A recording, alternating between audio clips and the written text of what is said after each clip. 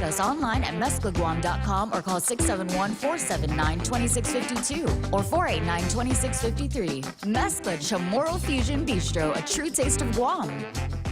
Off a day, Mark Beneventi from Security Title here with a little information about deeds. In the world of real estate, a deed is the most common way to transfer property and ownership. Whether you're transferring a house in Chico, a hotel in Tumon, or a ranch in Talipopo, the deed will describe the property boundaries, any restrictions, and the exact name of the new owner. Whether you're selling, buying, or even inheriting property, the deed transferring title is essential. When it comes to real estate, knowledge is key. Call the professionals at Security Title.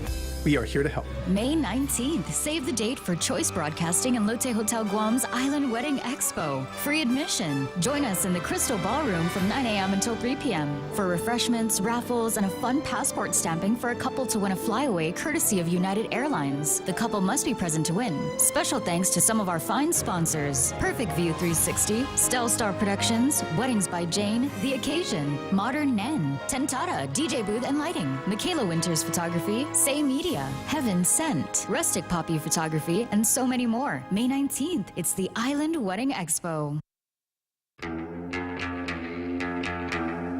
Welcome to Tall Tales with Bob Klitzkie, the only show on talk radio where common sense is a lot more common. Phone lines are now open at 888-TALK. That's 888-8255.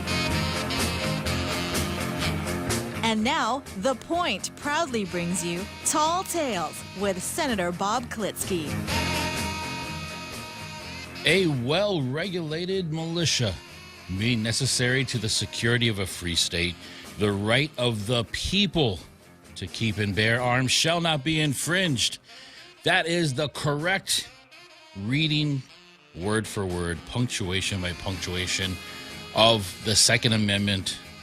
Not the way Jerry Gonads Nadler says it, and he tried to push it off as authentic by placing quotes in front. That's also the start, or the mark of the start of this edition of Tall Tales Tuesday. My name is Jose Martinez. I will be your host, and joining us in the production booth, pressing buttons as usual, Daryl Taggerty. Good afternoon, Daryl. Good afternoon. You can depend on me. Yes, sir. You're wearing what?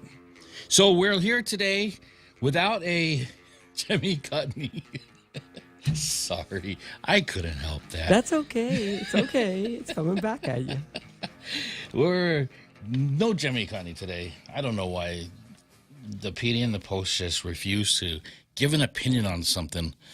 Unless it's within their regular articles, then they'll editorialize. But I digress. Let's go to the card, Daryl. Today, we will go through a article in Systemic Racism.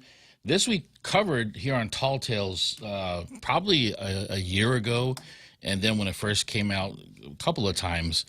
And this is probably, hopefully this puts a finality on it and maybe get the word out a little bit more. This is Truth versus Mass Graves.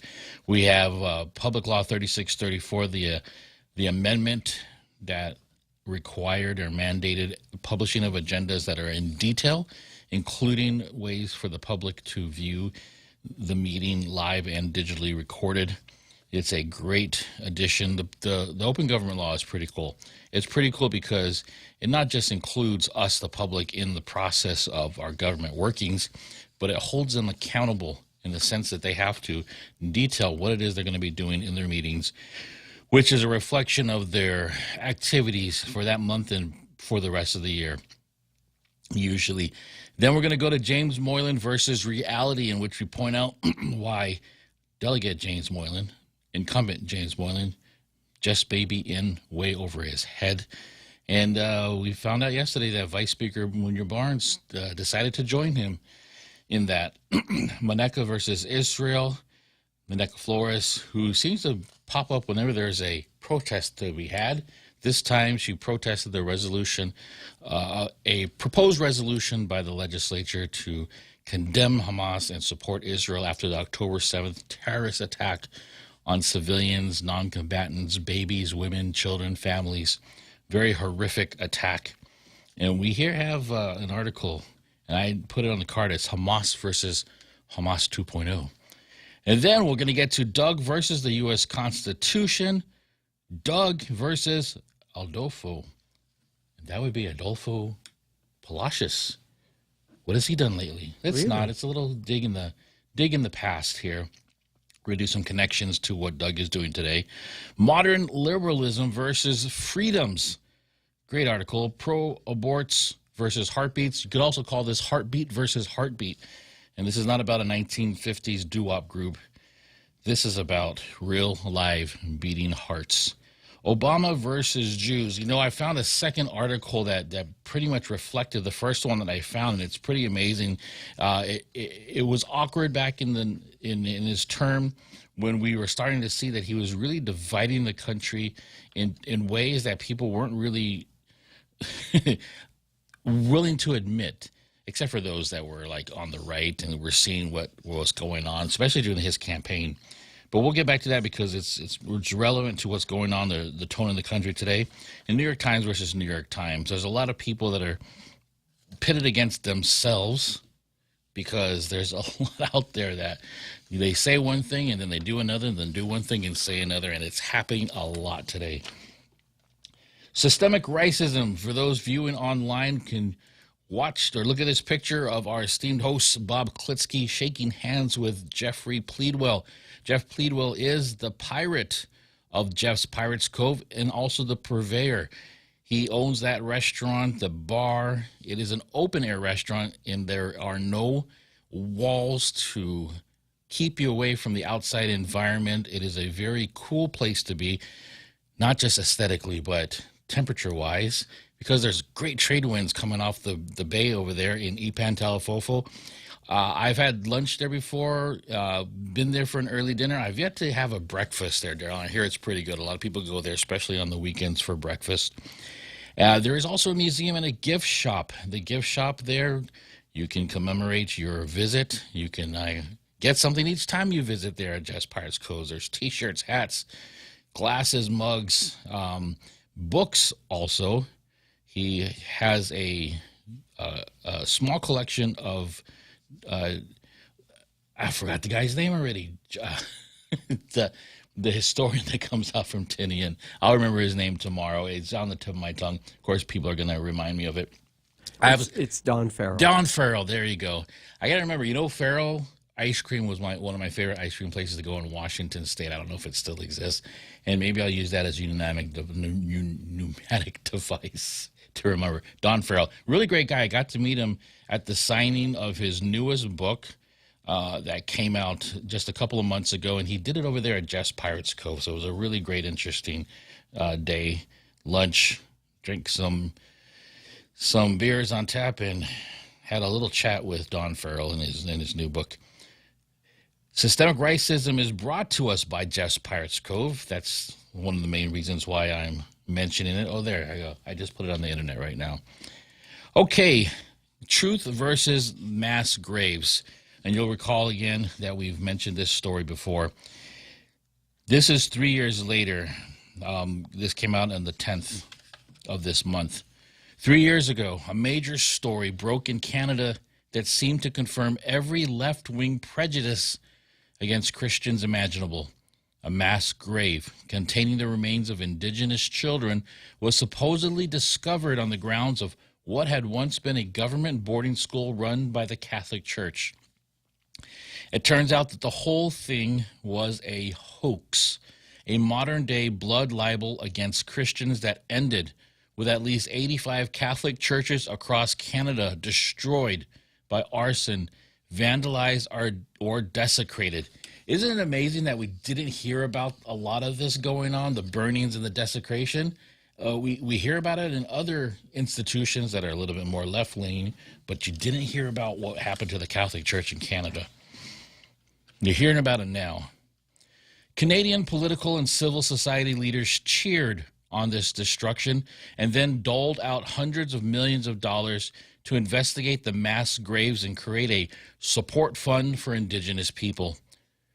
To this day, no human remains have been recovered at the site of the alleged mass grave, despite nearly $8 million spent looking for them.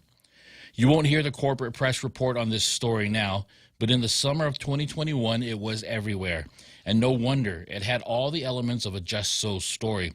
The mere historical existence of these former boarding schools, which operated from the 1860s to the 1900s, remain a source of outrage among liberal Canadians. The residential school system, as it was called, often separated Indigenous Canadian children from their families and communities, forcing them to attend chronically underfunded government schools, the purpose of which was to assimilate and acculturate Indigenous Canadians into European Canadian society.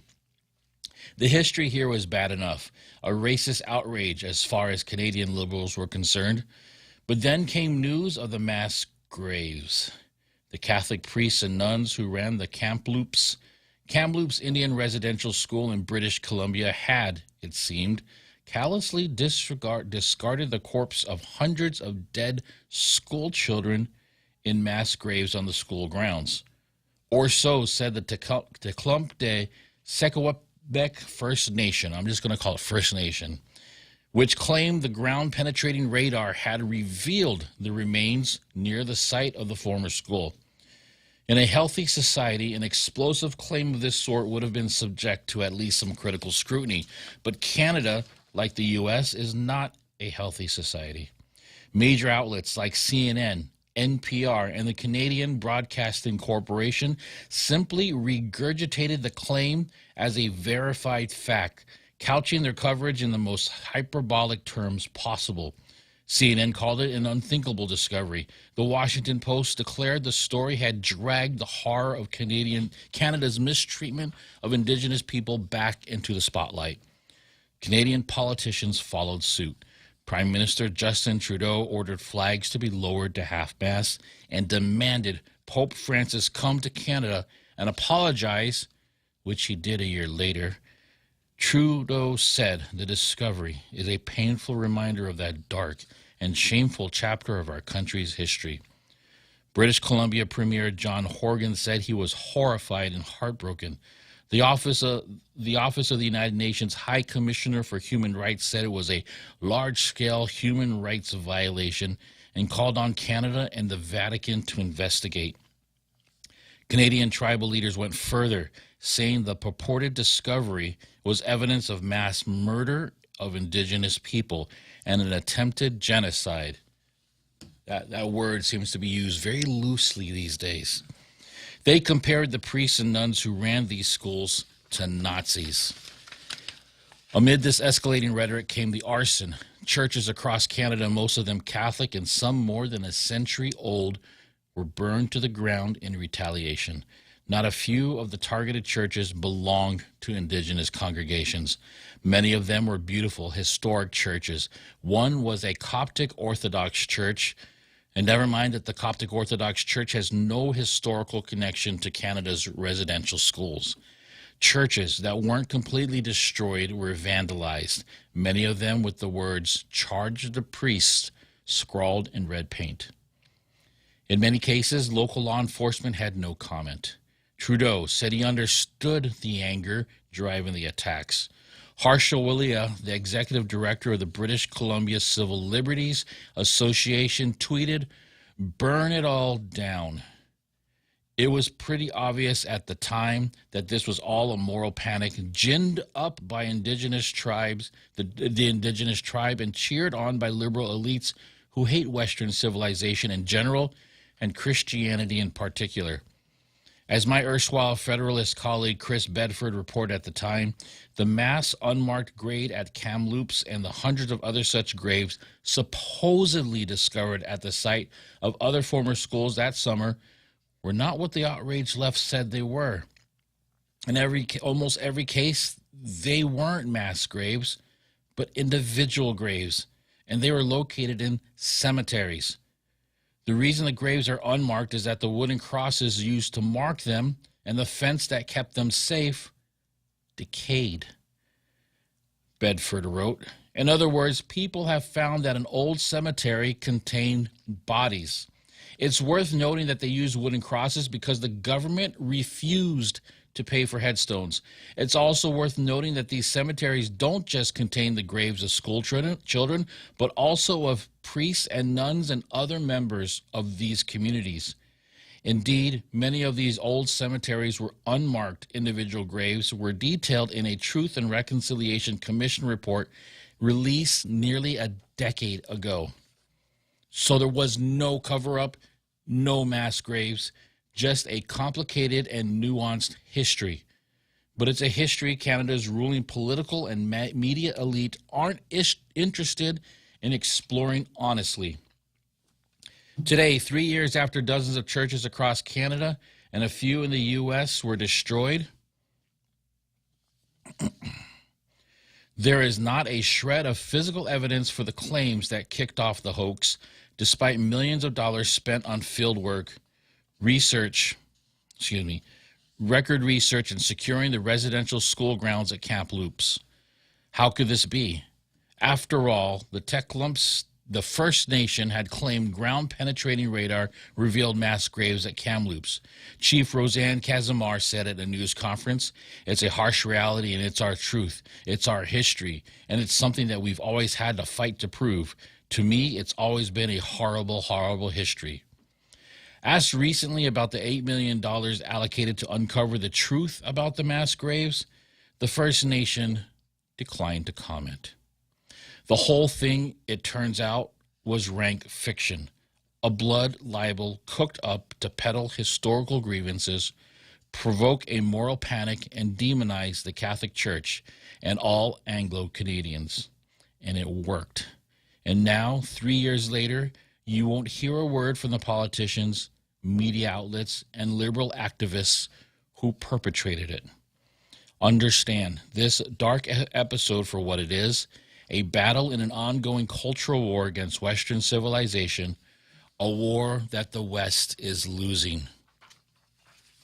This is very specifically placed in the segment Systemic Racism. This is definitely about the truth versus the narrative, and the narrative ruled all the violence, all the destruction, all the criminal activity, and Canada didn't bat an eye. And we heard the words from Trudeau who said, "I understood their anger."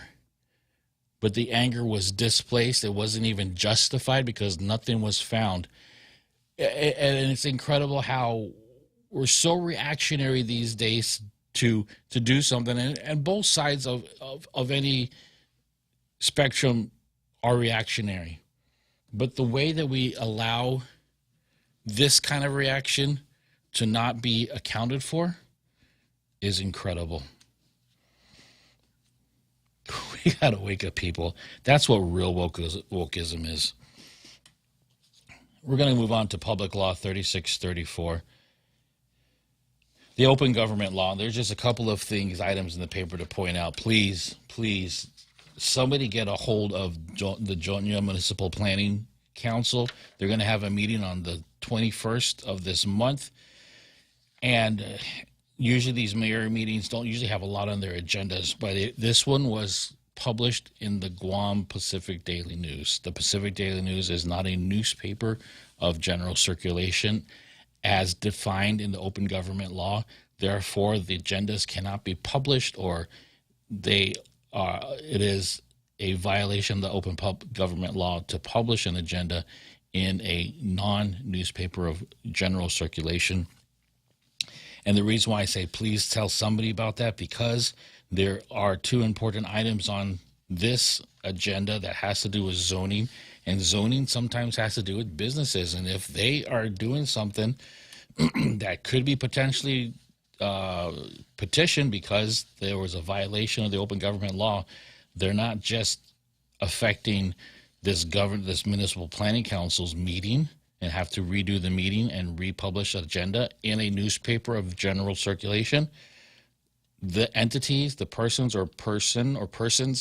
that are going to be affected by their zoning discussion to be nullified, it's not going to be good.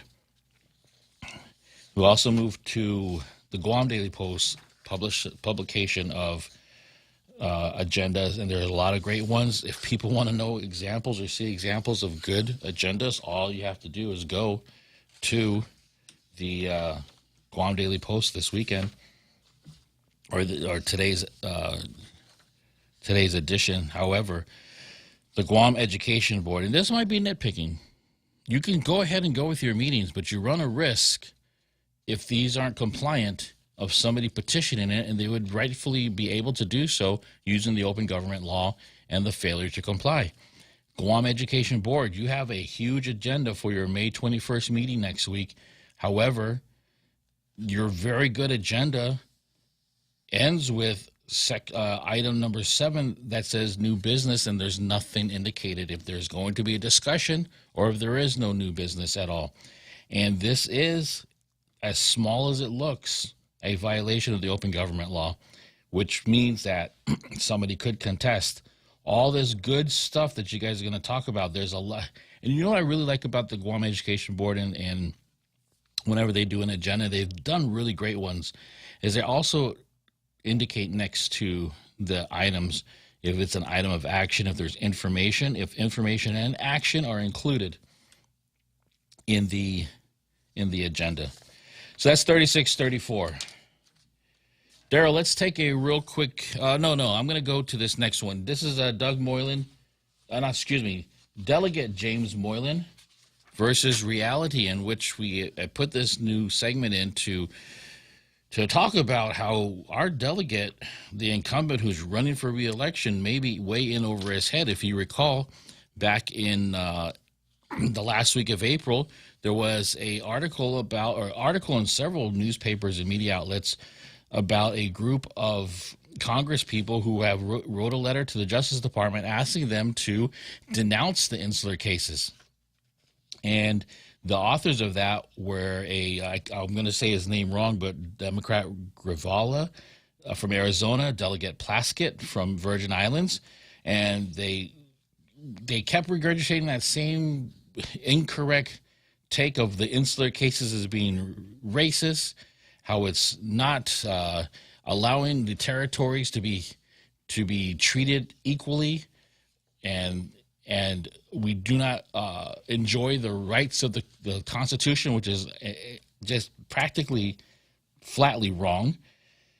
But what made this more newsworthy than ever was that our own delegate, our own representative of Guam, a Republican who signed his name to all these left-leaning liberal Democrats in this letter, Delegate Moylan signed his support to this letter. He put his signature to it. And then a couple of weeks later, he goes out and touts the merits of Section 30 money and how we're going to get this huge influx, a windfall, as some would say. That would be Vice Speaker Munya Barnes. The windfall monies, and not only did he talk about it, he didn't understand why that would. Let me back up a little bit. It was told by somebody, by a source, that when he was approached about it, he didn't seem to understand why it was an issue, signing his support to get rid or to denounce or to overturn the insular cases. And our Tall Tales think tank, Bob Klitzkie, had written numerous letters and opinion pieces on why overturning the insular cases is a very bad idea. It'll be a detrimental action to the life of this island. Back in 2021, Vice Speaker Tina Munya Barnes wrote a resolution here on Guam in support. It was 5636 in support of another action that was going on in Congress to petition the courts to overturn the insular cases.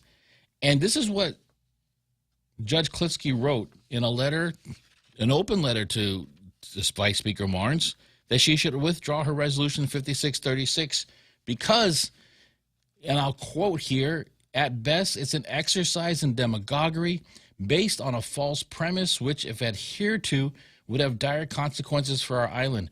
The foundation is a slanderous slam on the Navy, coupled with a deceptively dishonest reading of a Supreme Court case. And then that paragraph, he outlined everything that he talked about. He cited facts, he cited quotations, and it was hard to argue that he was incorrect. There was no reason for that resolution. Unfortunately, it passed. Our Guam senators back then in 2021 decided to pass a resolution. They had no idea what they were doing. If so, if they did know, then they wouldn't be celebrating the fact that we received Section 30 money and all other benefits afforded to us because we are not incorporated in the United States. And that's why this section, James Moylan versus reality, is in here. And unfortunately, Vice Speaker Tina Munoz-Barnes, not just because of her resolution that was passed in 2021, but because she touted the benefits of Section 30 money, including authoring and presenting 6 bills, I think it was, to use that money because we have agencies and departments on Guam that are in dire need of a boost of financial assistance. And this Section 30 money, the millions of dollars that are going to be put into it for fiscal year 2025, is going to greatly help these agencies. But none of the insular cases are overruled or overturned. And that is why we have James Moylan versus reality. We're going to go to a break. We'll be right back with more Tall Tales. You're going to see my mug for a while because it looks like our computer decided to reboot itself. So we'll be right back right after this. Don't go away.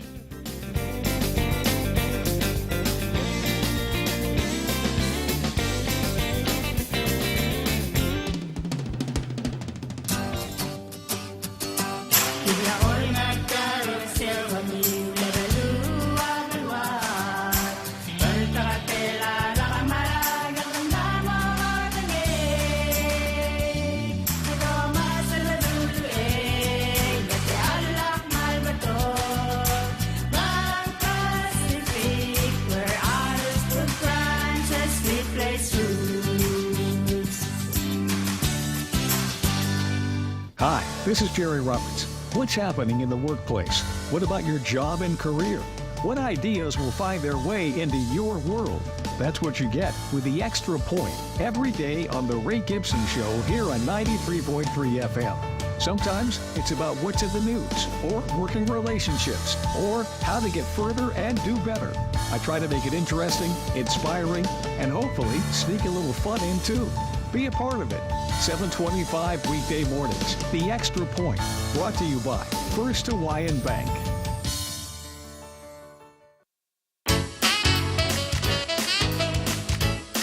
We now return to Tall Tales with Bob Klitzkie, soaring over the confusion with his superpowers of truth.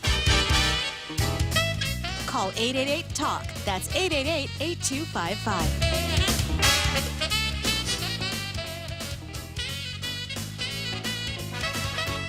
Okay, we're going to move on here to, let's skip the Maneka versus Israel part right now because I want to get to this section, Doug versus the U.S. Constitution.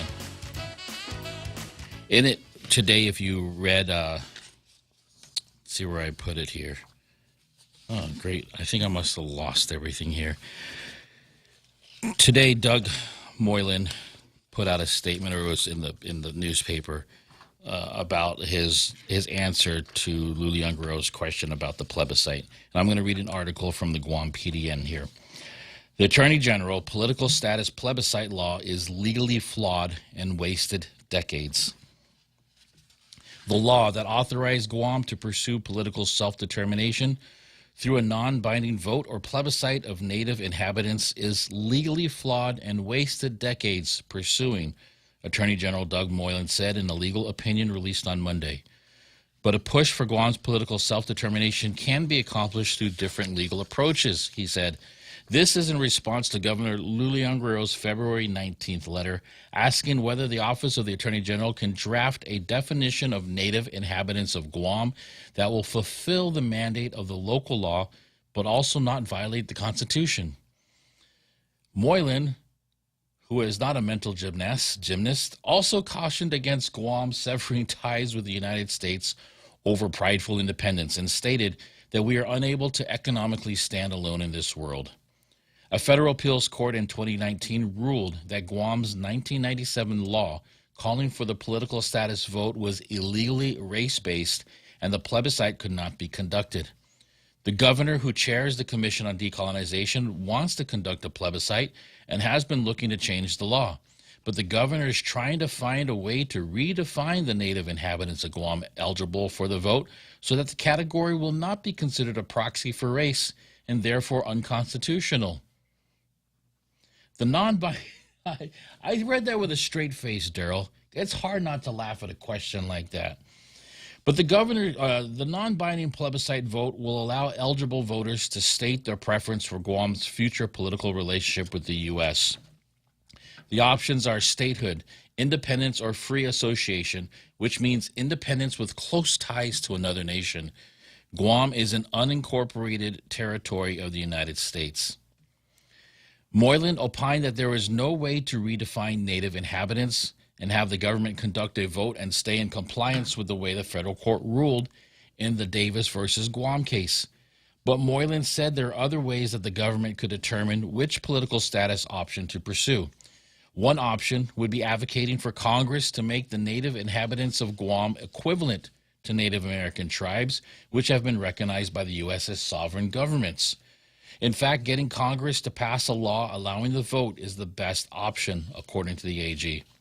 We strongly recommend that Guam use its political connections in the Congress to vie for a status supporting Guam's unique history and the 1898 Treaty of Paris to lobby Congress, Moylan stated.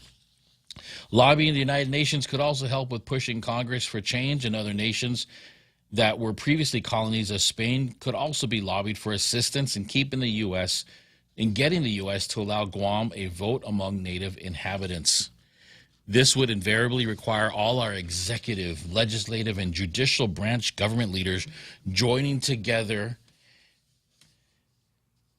Sounds like a superhero thing where all these teams get together. No, it's actually the way it's supposed to be. We'll finish with this article and we'll get to it because that's what it seems like. Notably, despite Guam and the Philippines being part of the spoils of the Spanish-American War, unlike the Philippines that was given their independence, Guam's political status was never resolved, said Moylan. Asked whether a non-governmental entity can conduct a plebiscite, Moylan stated the entity would not be bound by the ruling in the Davis case. However, it would have to use its own funds and could not appear to be merely a surrogate for a public entity, he stated. He stated the obvious. The law is clear that the government may not hire a private agent to do what the government itself cannot do, opined Moylan. Again, all obvious things. The rest of this article was just about reiterating some of the points that he had made earlier in the beginning of this article. But there's a really glaring thing here, and this is my take on this article here, or Moylan's take. He does a really good job of saying, no, there's no way that we can redefine what a native inhabitant is, and there's no way that we can go against the ruling of Davis versus Guam in trying to do some sort of mental gymnastics and chicanery and trying to do what the Supreme or the court said that we cannot do. But then he goes and says, but there is a path, and that's through the Congress. And yes, there always is a path to petition Congress, because anything that happens to Guam as far as laws change and even the changes in the Organic Act have to go through Congress first. However, the U.S. Constitution doesn't allow for Congress to do certain things. And some of those certain things, Bob, would be what? Well, the uniformity clause that taxes, duties, tariffs, etc., have to be uniform throughout the United States. But since Guam is not part of the United States, but one of the properties owned by the United States, the Constitution doesn't apply. So you can't really understand any of this stuff if you don't understand Downs versus Bidwell, which puts us in a really deep hole, because so many people who should don't. They hear the word racist, and that's the end of the thought process. But Doug is right. The term native inhabitants has been determined by the Ninth Circuit to be a proxy for race, and it runs afoul of the 15th Amendment in the Bill of Rights, the voting part.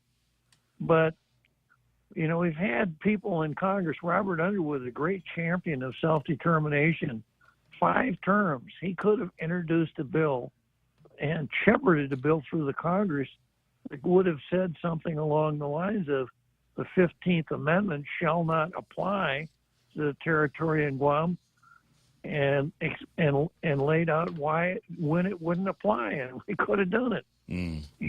But he has made a career out of kvetching about being a colony without doing anything at all to make a difference.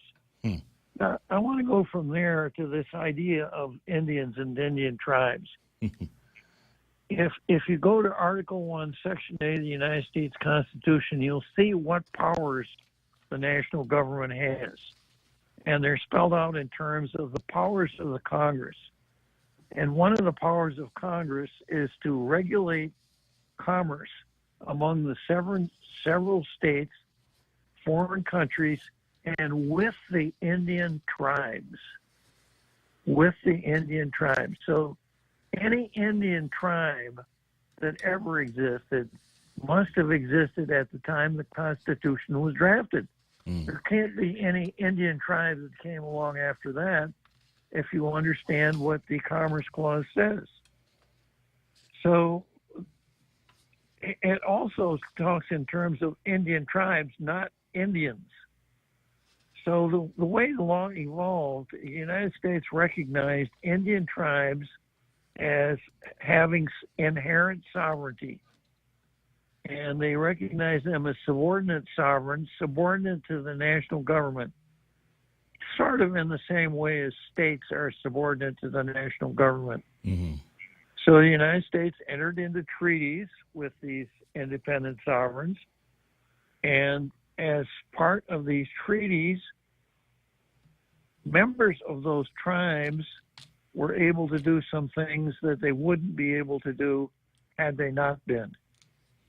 And the tribes likewise had certain prerogatives. You know, in some jurisdictions, there are, because of treaties, there are special hunting and fishing rights that go to members of Indian tribes, but not to the general population. But to contemplate an idea that this mechanism could be applied to Chamorros just shows a complete misunderstanding of what a Chamorro is, not to mention a complete misunderstanding of what an Indian tribe is, or the United States Constitution. So that is not even a blind alley. It's not even an alley. It's just something to talk about for 2 minutes until you get to serious subjects. But the Congress could certainly authorize any one kind of plebiscite that it wanted to, so long as Downs is not overruled. If Downs is overruled and Guam becomes an incorporated territory of the United States, that's the end of self-determination. We would be an incorporated territory of the United States with the only option available, statehood. Once we become an incorporated territory, Congress can't say, well, we're going to make you independent like we did to the Philippines. No. This can't be done. Yeah. And that also brings me to another part where Doug mentioned that we can go to the UN to petition the UN, and I'm not exactly sure what the UN would make or enforce the United States to do other than adhere to its Constitution. Well, he also mentioned the Treaty of Paris. Oh, yeah. And if you look at Article 9 of the Treaty of Paris, there's one sentence there. The last sentence says the civil rights and political status of the native inhabitants shall be determined by the Congress. Well, the Congress did it. The civil rights of the native inhabitants, if there are any of them left, are that they're United States citizens, and their political status is that they live in an unincorporated territory. End of story. It doesn't say shall determine a status favorable to the Separati or Robert Underwood or Michael Bavaco or something like that. It just said determined. So if anybody is really serious about self-determination, a different relationship with the United States, the only place to go is to the United States Congress. You can go to these nonprofits, you can go to the United Nations, and it's just a waste of money, which is what this whole issue is anyhow. Mm-hmm. And I opined on the show probably 3 years ago, unless the so-called commission on self-determination tells us what an independent Guam would look like, they might as well fold up their tent and go home because there's nothing left to talk about. Right, and there was one article that mentioned Mike Bavacqua, Dr. Mike Bavacqua, who is a part of the independent commission or the independent, wing of the Decolonization Commission, saying that there's lots of things that people don't understand what an independence Guam would look like. And he listed all the misconceptions, but he yet still didn't identify what independent Guam would be. And I find that very troublesome. Me too. So that's... I'm afraid that, and my lack of knowledge is coupled with a sense of fear, especially every Monday when we play the Hope Cristobal show. Mm-hmm. That's I don't want to go and revisit if you want to see what it means, we have to vote for it first. And that doesn't give me any kind of confidence at all either. No. Yeah. No, I don't see people who have some credibility within the community coming forward and saying, if we were independent, we could have a 3-branch government or a parliamentary government or whatever, and it would be structured like this, and I've written some papers on it, and here are the advantages here. No, it's just we should be independent because, well, we deserve it. That's all there is right now. I really wish that Moreland would have stuck to his opinion on the fact that there is no way to circumnavigate the law or try to trick the law, the Constitution, or fool the courts into thinking we're really not, wink, wink, only having native inhabitants do the vote. Because everything else he put in there was a big distraction to that opinion that ought to have been, okay, so we do the vote with everybody here on the island. Yeah. Yeah. So I don't think this was actually a solution at all, or even an end to the conversation. Well, and then when he said that we should give up prideful independence, that idea, right? I think I agree with him, but that will distract people from thinking about the real issue. It'll be red meat for the separati. That wasn't the opinion that the governor was seeking, his personal opinion. It was, and it's going to be the basis for the separati to say, you don't have to pay any attention to that opinion at all, because look, like he's biased. Mm-hmm. He went way outside his yard, way outside his lane again, to give us his personal opinion. We don't give a damn about his personal opinion, except we know now that it affects the advice that he's given concerning native inhabitants. It does seem tainted. No, it does. It is tainted. It doesn't seem it is tainted. Well, yeah, that's again, maybe some people do say too much when they're asked to give just enough, especially when it comes to legal opinions and definitions. You're listening go ahead. I'm sorry. Jose, we always come back to the mystery of the silver blaze. Remember, it wasn't what the dog did. Mm-hmm. It's what the dog didn't do. Yeah, so sometimes it's not what you say, it's what you don't say. You don't say. You're listening to Tall Tales here on KUSG. We're going to go to a break, and we'll be right back right after this.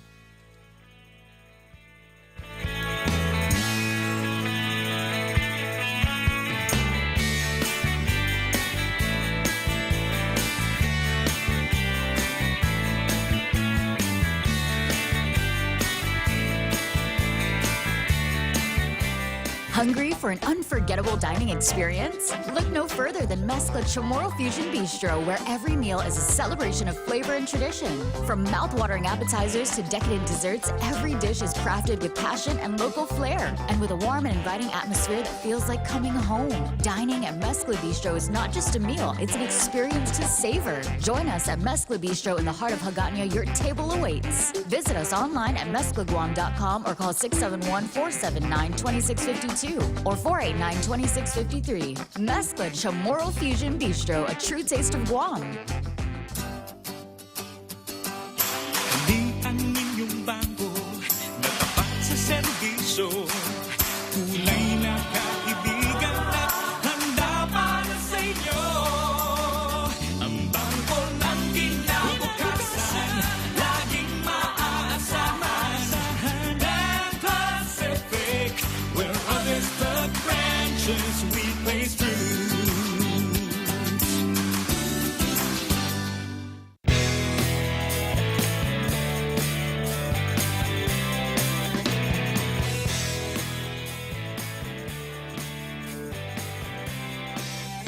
Next on the card, we're going to go back to Maneka versus Israel. Maneka Flores is an activist, anti-military activist. In this instance, where she protested against her and her group, I don't know if it was called Protecula Tekin. It might be the same people, but just interchanging the names like placards. And they were, this one instance, protesting a resolution that our local legislature was promoting, putting up for a vote to support Israel and disavow the actions of the terrorist actions of Hamas on October 7th. The bill did not pass. The resolution did not pass because there was lots of loud protests from the very minimal number of people out there with their signs. And what made this really interesting and sad at the same time is Maneka attempted, in a failed attempt, to correlate the plight of the Chamorros here on Guam to the victimhood of the Palestinians and what was happening because of Israel's response to the attack on October 7th. And I'm going to read to you an article that came out of, let's see here, The Hill. And it's talking about the latest narrative and rhetoric that's happening all across the country and in other parts of the world, in where we are seeing a number of people giving support, not just to the Palestinians, but now Hamas, that terrorist group that are, for me, responsible for what's happening in Gaza right now. There are two places where Palestinian people reside, and that is the West Bank and Gaza. I think it's the Palestinian Authority is in the West Bank, but Hamas, who are not coincidentally, but ironically, enemies of the Palestinian Authority in the West Bank, run, because they were voted into office, run the Gaza area. This article is called "From Terror to Liberation: The Strategic Rebranding of Hamas." On the card, this is Hamas versus Hamas 2.0. In his poignant address commemorating Holocaust and remembrance, President Joe Biden attended the troubling resurgence of anti-Semitism, linking it directly to Hamas's October 7th assault on Israel.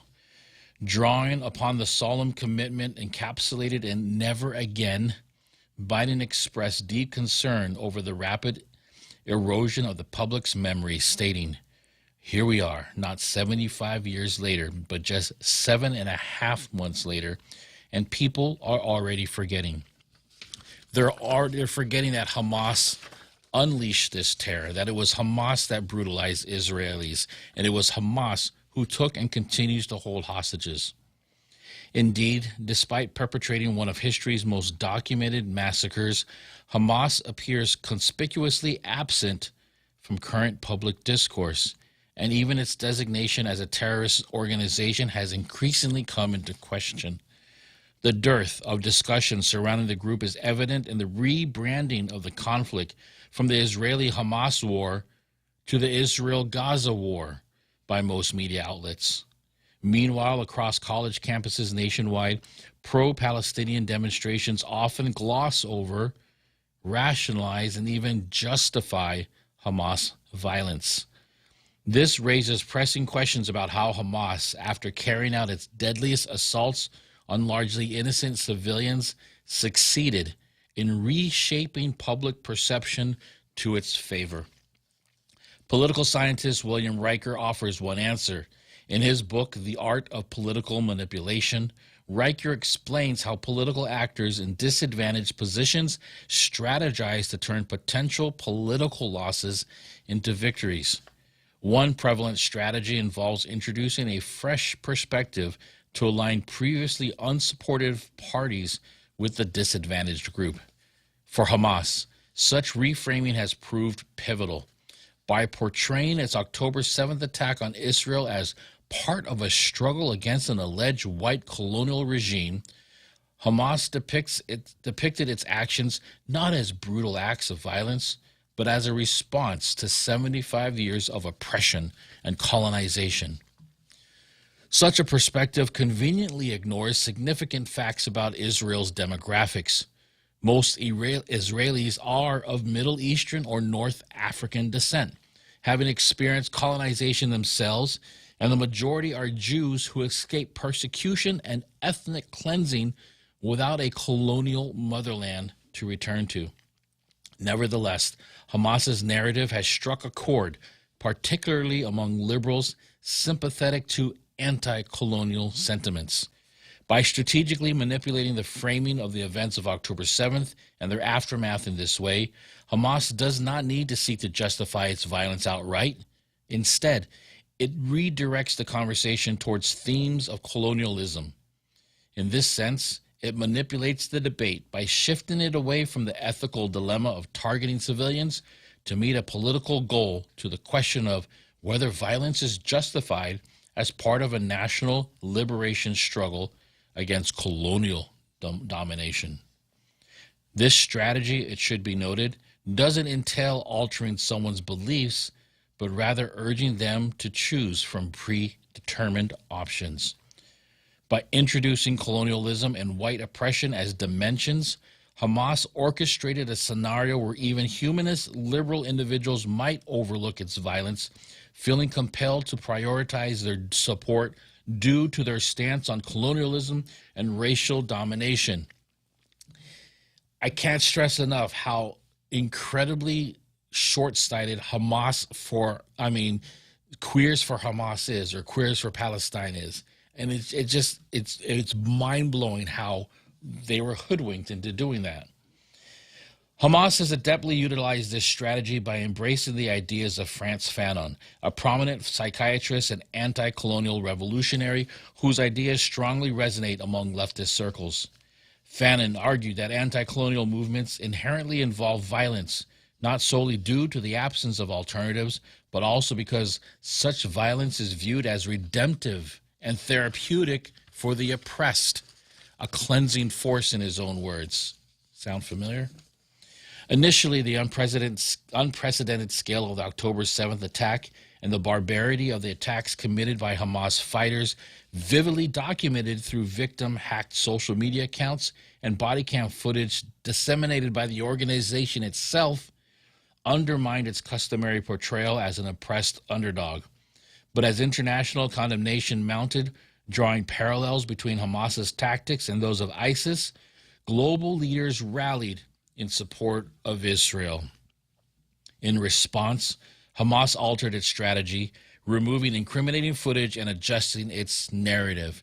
We're going to get to the rest of this article when we return. Tall Tales will be right back after the big halftime show and the Tall Tales Tailgaters Rogues Gallery. My name is Jose Martinez. Please return in the next hour right after this.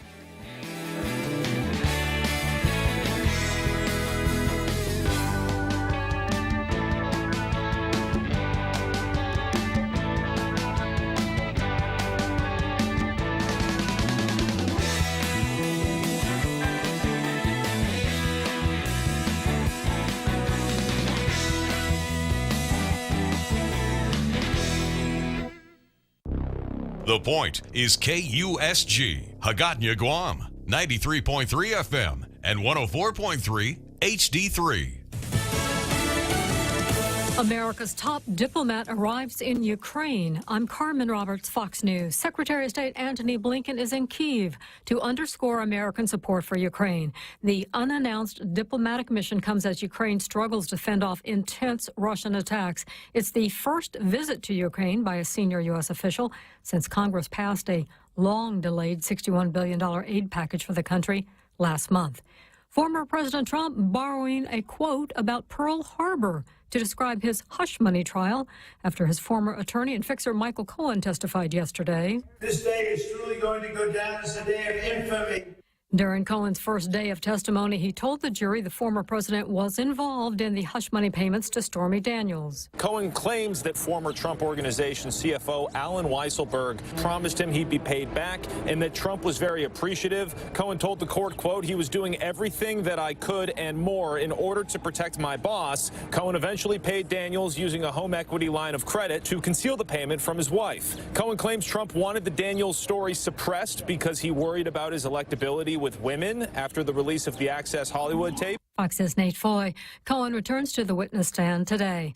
Opening statements may be delivered today in the corruption trial of New Jersey Democratic Senator Bob Menendez. Fox's Jessica Rosenthal explains some of the charges against him. Senator Menendez is charged with accepting bribes, fraud, conspiring to act as a foreign agent, and conspiracy to commit extortion. He's accused of giving the Egyptian government non-public information about U.S. aid to the country, as well as our embassy in Cairo. He's also accused of complimenting the Qatari government and getting gold bars and a car out of it. And Dow futures up just 3 points at this hour after blue chips snapped an 8-session winning streak yesterday. America's listening to Fox News. Half a day, I'm Jen from Guam. Morgan, I'm Tina from Yap. And I'm Joy from Chuk. And we want to invite you to GMIF 2024. The Guam Visitors Bureau brings you the 36th Annual Guam Micronesia Island Fair on June 1st and 2nd at Ipao Beach Park. The fun starts at noon and continues until 10 p.m. Join us for a weekend of food, art, and entertainment from all the islands. Don't miss out. Let's bring our islands together and regenerate Micronesia. The GMIF 2024, another GVB signature event.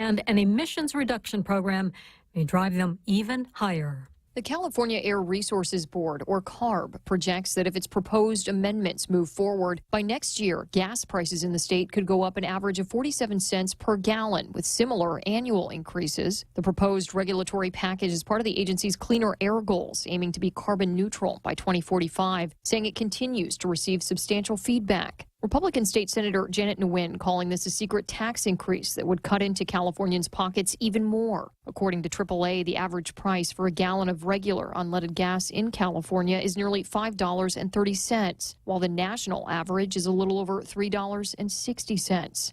Kristen Goodwin, Fox News. AAA says the highest average price for regular gasoline is in Mono County, California at $6.32 a gallon. A New York City judge sends a man claiming to be a gunsmith hobbyist to prison for 10 years. Dexter Taylor had taken up gunsmithing as a hobby during the pandemic, but police in New York City raided his Brooklyn home 2 years ago, claiming he was stockpiling firearms, charging him with illegal possession. Taylor claims he legally bought parts and kits from reputable sellers and is a member in good standing of pistol and rifle clubs. However, his lawyer says Judge Abina Darka declared in court, "Do not bring the Second Amendment into this courtroom. It doesn't exist here, so you can't argue the Second Amendment. This is New York." She's now sentenced Taylor to 10 years. Eben Brown, Fox News. The 148th Westminster Kennel Club Dog Show is underway in New York City. Yesterday marked the start of the judging that leads to the Best in Show prize to be awarded tonight. I'm Carmen Roberts, and this is Fox News. Hungry for an unforgettable dining experience? Look no further than Mezcla Chamorro Fusion Bistro, where every meal is a celebration of flavor and tradition. From mouth-watering appetizers to decadent desserts, every dish is crafted with passion and local flair, and with a warm and inviting atmosphere that feels like coming home. Dining at Mezcla Bistro is not just a meal, it's an experience to savor. Join us at Mezcla Bistro in the heart of Hagåtña. Your table awaits. Visit us online at mezclaguam.com or call 671-479-2652 or 489-2653. Mezcla Chamorro Fusion Bistro, a true taste of Guam. Off a day, Mark Beneventi from Security Title here with a little information about deeds. In the world of real estate, a deed is the most common way to transfer property and ownership. Whether you're transferring a house in Jigo, a hotel in Tumon, or a ranch in Talipopo, the deed will describe the property boundaries, any restrictions, and the exact name of the new owner. Whether you're selling, buying, or even inheriting property, the deed transferring title is essential. When it comes to real estate, knowledge is key. Call the professionals at Security Title. We are here to help. Choice Broadcasting and Lotte Hotel Guam present the 2024 Island Wedding Expo. Commit to showing up on May 19th. Join us in the Crystal Ballroom from 9 a.m. until 3 p.m. A lucky couple will have a chance to win a round trip to Japan, courtesy of United Airlines. They must be present to win, so stick around and enjoy some of our fine sponsors. Pretty Petals, Vince Jewelers, R. Lewis Wedding, The Glam Shop, Payless Floral, Wedding by Cha, Elle's Bridal, Island Color and Copy, Isla Jewelry, Oven Lovin', 11th Essence, DNA Custom Creations, The Dugout, Lotte Hotel, and so much more. May 19th. Save the date.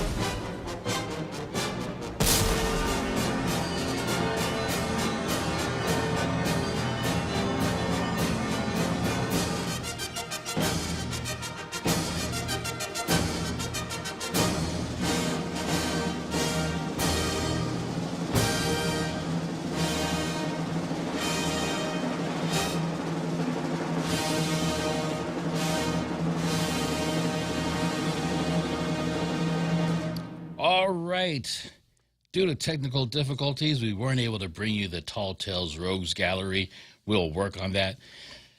In fact, in the middle of this show, Daryl, I thought we had a power outage because the computer went blank. Boom.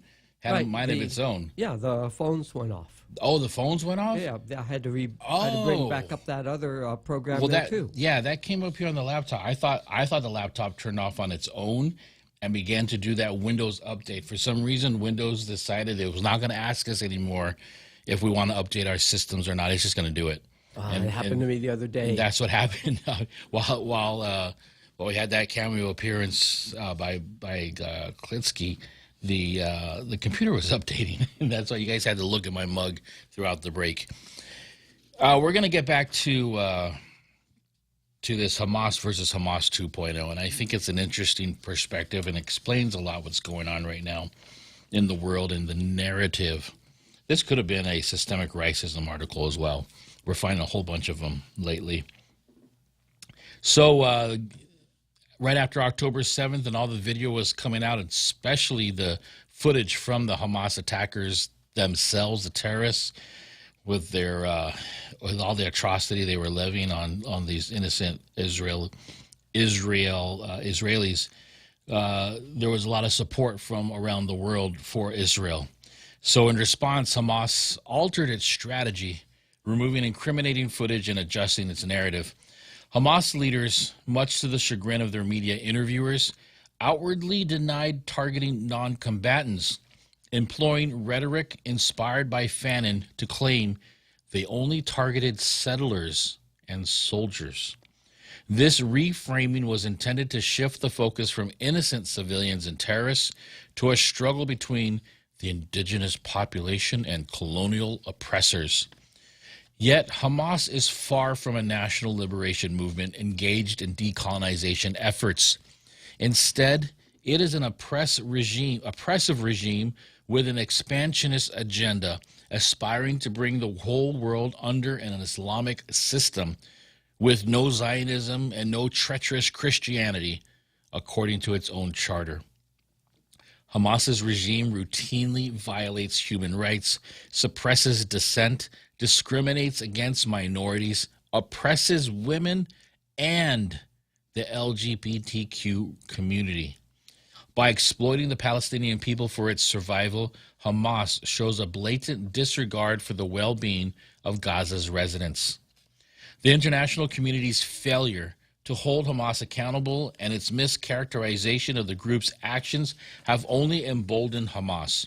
By focusing criticism solely on Israel, global actors inadvertently support a group with no interest in peace or the welfare of its people. This negligence allows Hamas to continue its destructive path, shirking any responsibility to protect its own people as it successfully shifts the blame onto others. A thorough assessment of Hamas's actions is essential in discussions about Gaza. Without accountability and increased pressure on Hamas, the suffering of Gaza's residents and the Israeli hostages it still holds, including 5 American citizens, will only intensify, complicating any hopes for a resolution and leading to further loss of life. Continued failure to confront Hamas's destructive tactics not only worsens the humanitarian crisis in Gaza, but also suggests that under certain framing, acts of terror could lead to significant political advantages. This is from thehill.com, and I do not disagree with this characterizing of the rebranding of Hamas. I am perplexed to see how the support from people who would otherwise be destroyed, not just discriminated against, violently discriminated against, support a terroristic organization, and it leads me to believe that the propaganda is so strong, and you see the anger. You heard the article yesterday about some of these states are now starting to implement their no masking law, not those masks in the sense that that we started wearing in COVID, but that's what they're using also, including ski masks. But a lot of these protesters don't want to show their faces. They claim it's because they don't want to be retaliated upon, and I claim it's probably because they don't have any confidence in what they're doing and promoting. They're probably just regurgitating ideas and going along with all their fellow friends and classmates and other agitators are doing as well. But this rebranding, this pittance for Hamas is serious, and we saw a glimpse of that in the month of October, November. We haven't heard much from the pro-Palestinian, pro-Hamas people here on Guam, and all for the better. Let's move on to something a little lighter, apparently a little lighter.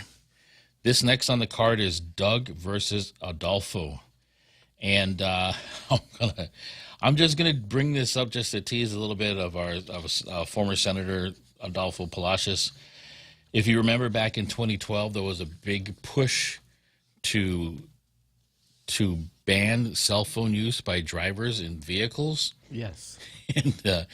And I made a joke about the funny thing was I remember this well-known, well-instituted phone company here on the island doing a wave over there at the ITC intersection, putting signs up that say cell phone use is illegal. Do not use your cell phones in your car. Do not drive distracted.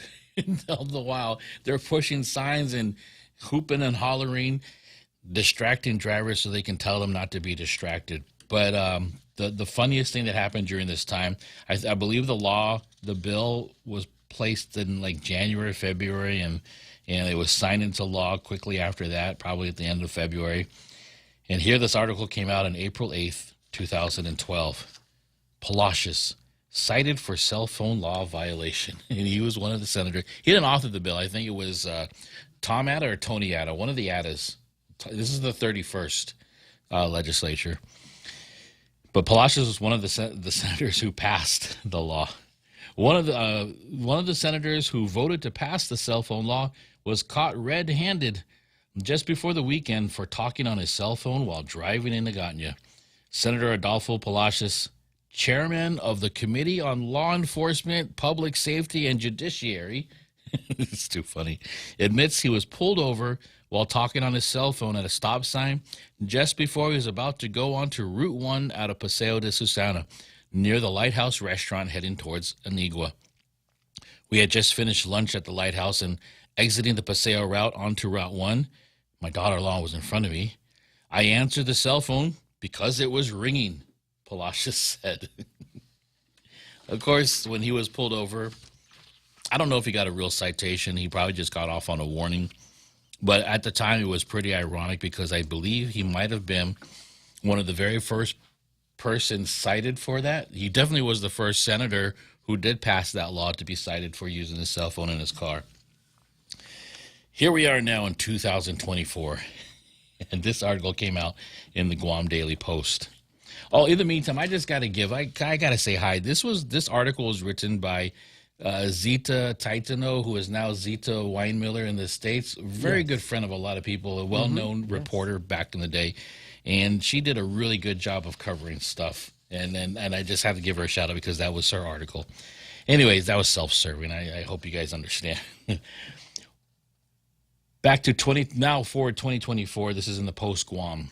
The Guam Daily Post, excuse me. Moylan addresses concern over AG's QR code billboards. It kind of makes it seem like it's Moylan versus Moylan, right?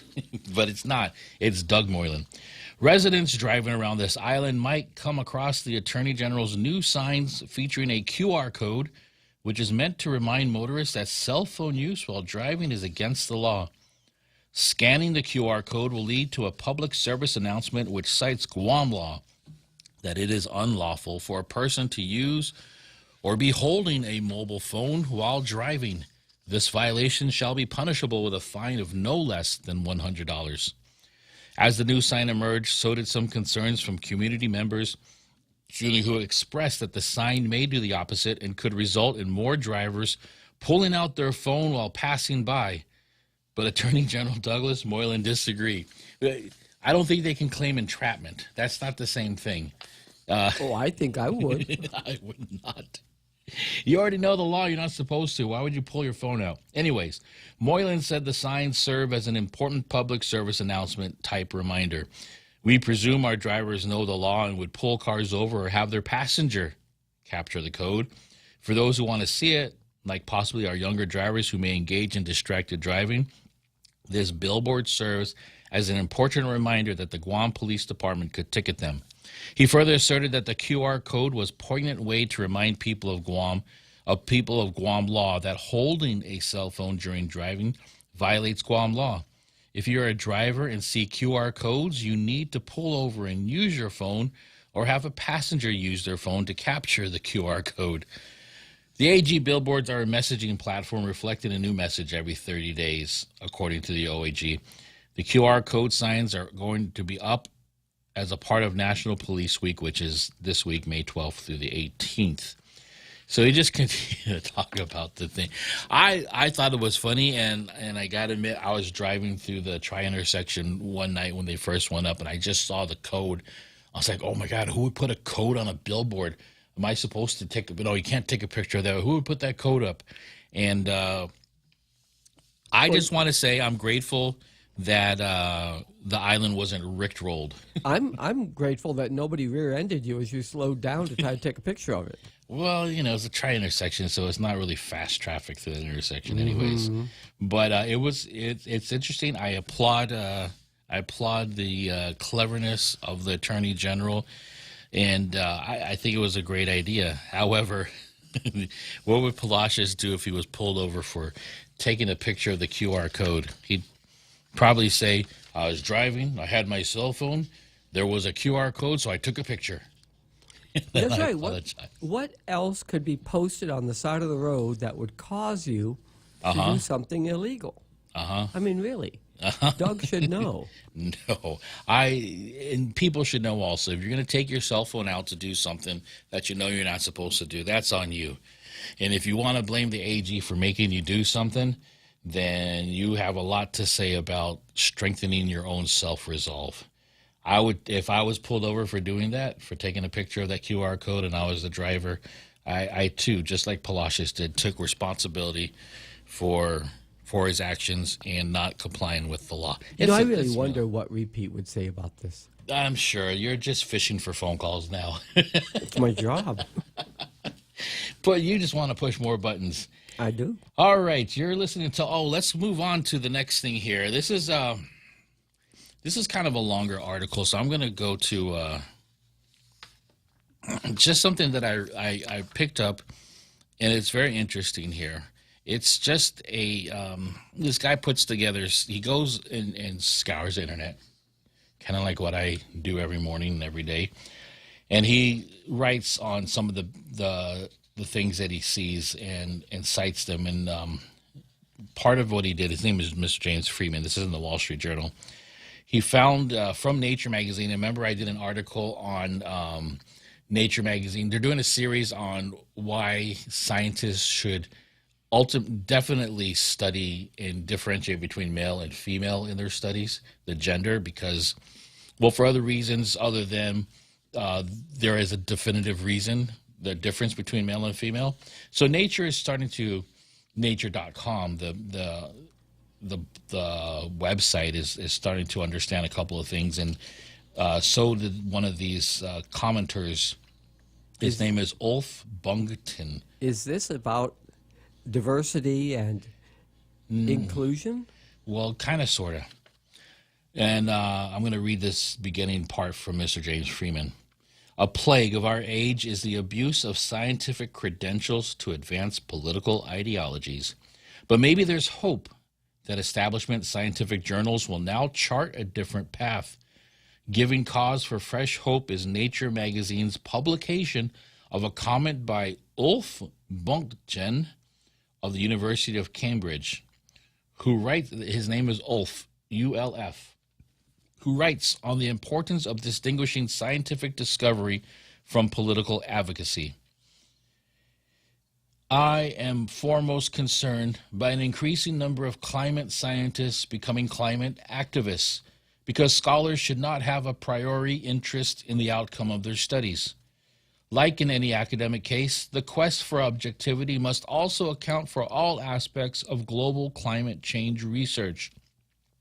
While I have no problem with scholars taking public positions on climate issues, I see potential conflicts when scholars use information selectively or over-attribute problems to anthropogenic warming and thus politicize climate and environmental change. Without self-critique and a diversity of viewpoints, scientists will ultimately harm the credibility of their research and possibly cause a wider public, political, and economic backlash. Likewise, I am worried about activists who pretend to be scientists, as this can be a misleading form of instrumentation. In fact, there is just a thin line between the use and misuse of scientific certainty and uncertainty, and there is evidence for strategic and selective communication of scientific information for climate action. Non-specialist activists often adopt scientific arguments as a source of moral legitimation for their movements, which can be radical and destructive rather than rational and constructive. Unrestricted faith in scientific knowledge is, however, problematic because science is neither entitled to absolute truth nor ethical authority. That's an important sentence. Science is neither entitled to absolute truth nor ethical authority. The notion of science to be explanatory rather than exploratory is a naive overestimation that can fuel the complex field of global climate change to become a dogmatic ersatz religion for the wider public. It is also utterly irrational if activists ask to follow the science if there is no single direction. Again, even a clear-cut case like anthropogenically induced global climate change does not justify the deviation from long-lasting scientific standards, which have distinguished the academic world from socio-economic and political spheres. Okay, and then James continues by saying, even scientists convinced that human activity is warming the planet should be careful to acknowledge the limits of current knowledge. Mr. Buntgen continues, I find it misleading when prominent organizations such as the Intergovernmental Panel on Climate Change, the IPCC, in its latest summary for policymakers, tend to overstate scientific understanding of the rate of recent anthropogenic warming relative to the range of past natural temperature variability over 2,000 and even 125,000 years. The quality and quantity of available climate proxy records are merely too low to allow for a robust comparison of the observed annual temperature extremes in the 21st century against reconstructed long-term climate means of the Holocene and before.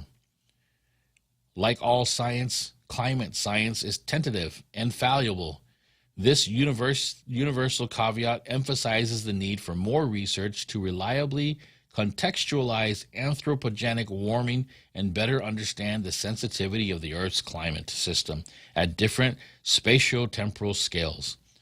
Along these lines, I agree that the IPCC would benefit from a stronger involvement in economic research and that its neutral reports should inform but not prescribe climate policy. Ensuring honest research is the most important reason to separate scientific investigation from policy making. But there are other compelling reasons, especially when it comes to the study of the climate. Even if one believes pessimistic scenarios on the course of world temperatures, it does not immediately follow that the most costly responses currently recommended by activists will be the most sensible and effective. Again, that's great because that comes from the scientific community. I have to see much more on Mr. Buntgen's contributions, but I have been going through some of these papers and articles, especially from organizations that do follow policies and regulations, and they're seeing an awful lot of them being implemented just in these past couple. There's BULA regulations coming out of the administration right now, and this organization, CEI, I already forgot the acronym, but CEI.org, it's a think tank that follows government regulations, and they do have a mission to criticize when there's over-regulations that are occurring. And their blog has been busy in the past month and a half of just reporting on everything that's coming out. And a lot of their criticisms of energy policies are based on scientific studies or scientific papers that this other scientist had warned about, and putting these full emphasis on reports and science that aren't completely an authority. What did they say here that I liked here? It said it's tentative and fallible. No, that's not the one. I'll find the quote here that I should have marked it down. Oh, unrestricted faith is science is neither entitled to absolute truth nor ethical authority. Lots of great stuff that are said here. I know I'm going to log in here real quick to my stacks. Right now, I have the most dangerous man in the room, our Carl, who wants to talk about climate change. Good afternoon, Carl. Hey, good afternoon, Jose. What say you on climate change? Yeah, this has been one of my interests for quite some time. Mm-hmm. If anyone wants to learn really fascinating facts in a very short, concise way, I highly recommend going to YouTube and searching Tony Heller. Tony Heller has been he's put out thousands of short videos in over 16 years, and he uses data, facts, old magazine articles, the government's own data. There's nobody better than Tony Heller. The problem is if you type his name in, mm-hmm. the algorithms will float to the surface the videos that are critical of Tony Heller. Of course. To discourage people from even listening to what he has to say. But there's nobody better than Tony. He is by far the best. One thing I learned from him is that about 540 million years ago, during the Cambrian period, the CO2 levels were 15 times what they are today.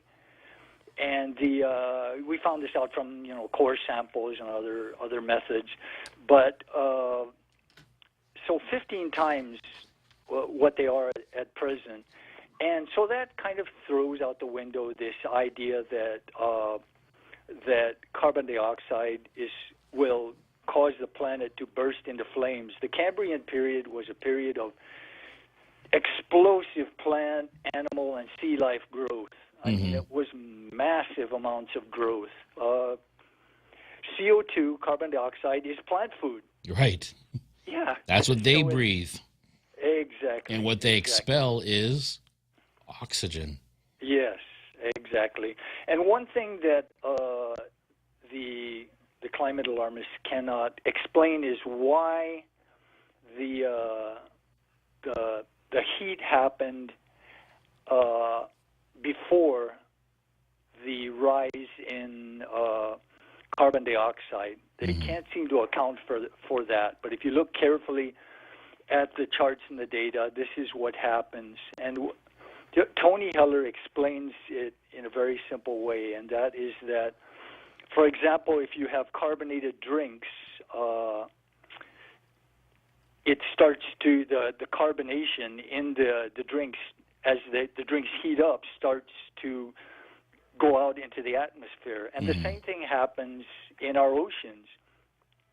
As the planet warms up from various causes, including solar activity, the rotation around the sun and sun, sunspot activity, and sometimes we're closer to the sun, sometimes we're further. So that is what happens as the planet heats up. The carbon that is sequestered in the sea starts to go out into the atmosphere, and when the carbon and when the planet cools or it goes through ice ages, the carbon dioxide is sequestered back into the ocean. So anyway. Yeah, and what you're speaking of is kind of like explanations and facts of what's going on, and which I think Mr. Buntgen, I think that's how you pronounce his name, is explaining that that's what the scientific community should continue to do. It's when they start to espouse opinions on policy and what they should just stay out of, because they're not policymakers. They are researchers. They are looking at their facts and they're analyzing data. And sometimes that data might look relatively immense in their hands as probably a mere pimple, they say, on the butt of a giant elephant or a whale as far as data goes, 2,000, even 125,000 years. How old is this Earth? And we only have data from the modern era of collecting data. I know they can glean stuff from taking samples of the Earth and looking at different patterns in cliff sides and such and cutaways. But I agree with the sense that sometimes this research should just remain research and also not to be so reactive. And this is probably for the policymakers, not to be so reactive to stuff, because we see what environmental policies and energy policies are doing. While there are great intentions, right, to look forward to renewable energy, we're not understanding the ramifications of some of these mandates are doing to some communities where they can't afford these policies to be implemented. We read a story yesterday about Georgia, who is trying to do some economic growth in their state by inviting all these tech companies to build, but environmental policies and energy policies have restricted their electricity production. But in fact, a new nuclear reactor was just broke ground, I think, in Georgia, despite some of these policies being restrictive. But yeah, I'm definitely going to look up this Heller guy and see how he frames the statistics and data that he presents. Well, Well, when you do have stuff pop up by him, be sure and like it, because then the algorithms will start to feed you more of his short videos. And for my money, there's nobody better than Tony Heller. He's very concise, he's very science-based and fact-based, and he's been at this. He's put out probably thousands of short videos over 16 years. He's an old hand at this. Wow. And does a tremendous job. But you got to be careful when you do initially search, because the stuff that's critical of Heller will float to the surface, because to discourage people from listening to what he has to say. Has he been accused of being deaf, dumb, and blind? Yeah. Sorry, that was bad. I don't. And you know, this climate alarm movement has become a tool to hinder Western capitalist countries from growing, and it's become a tool for the degrowth movement that started, I believe, in the 20s, in the 70s and 80s, primarily targeted at the. And that's the result that this scientist from Cambridge, this researcher from Cambridge, is talking about in these. He's the warning should have happened a long time ago, but he's doing it again by saying, "Look, colleagues, we can't be doing these." Activism and presenting our research results at the same time. There has to be a balance where you inform people that are more qualified to do these policy making. And I agree, and I appreciate that. And I'm going to look up the entire article. I did see it already. Have downloaded. It's quite a bit. It's you can even download it in a PDF. It's on nature.com. I believe it's nature.com. It could be nature.org. But again, once again, great call, our Carl, and I appreciate it. You have yourself a great rest of the afternoon. You too. All right. You're listening to Tall Tales. Oh, I'm sorry, Carl, I cut you off too fast. We're going to go to the seventh inning stretch, Wrigley Field, and we'll be right back with more Tall Tales right after this.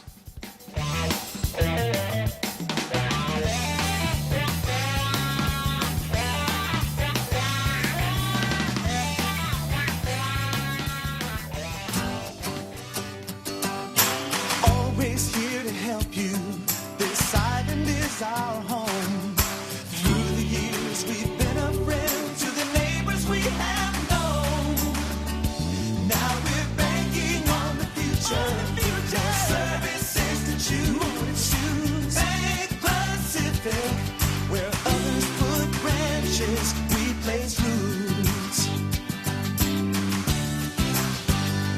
Off a day, Mark Beneventi from Security Title here with a little information about deeds. In the world of real estate, a deed is the most common way to transfer property and ownership. Whether you're transferring a house in Jigo, a hotel in Tumon, or a ranch in Talipopo, the deed will describe the property boundaries, any restrictions, and the exact name of the new owner. Whether you're selling, buying, or even inheriting property, the deed transferring title is essential. When it comes to real estate, knowledge is key. Call the professionals at Security Title. We are here to help. Tall Tales with Bob Klitzkie is brought to you by Mescla Bistro. Located in Agagna, you can call 671-479-2652 or 671-489-2653 for reservations.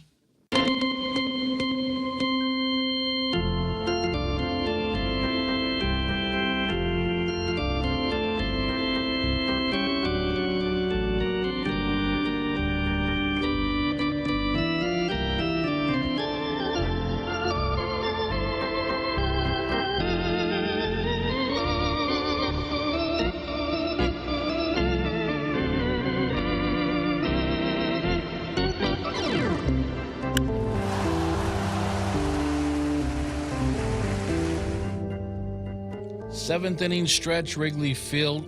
We are just 2 innings away from Churchill Downs. I have in my hand an article from thespectator.org. It is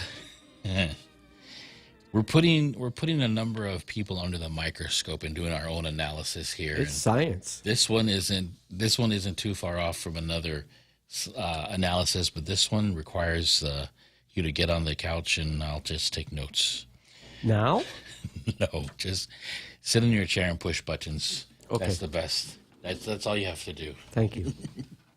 For now. Master of our own consciousness or slave to the state? Rights conferred by the state foster dependency.